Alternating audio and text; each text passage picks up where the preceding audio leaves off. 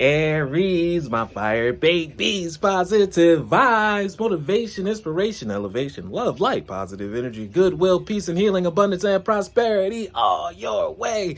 Please like, share, comment, and subscribe if this page been a blessing to you. Your word of the day is learning to love myself. I need you to be your biggest cheerleader, your biggest audience right now that's clapping for yourself, because no one will be able to give you the type of appreciation that you deserve without you showing them, giving the example.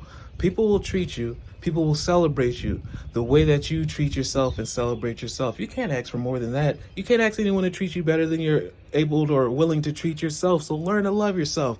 Look in the mirror and say, wow, I am beautiful. I am strong. I may have bent, but I didn't break. I'm upright and I keep moving forward. I am indestructible and all-powerful being. I choose to see the beauty within me. My wealth lies in my nature and in my gifts. I transform my weaknesses into strengths, and I realize that I'm a being of light and allow myself to shine, baby, shine. Be your biggest cheerleader. Learn your own chants. Chant it every day. Let that be what you say every single day. Your affirmations in the mirror.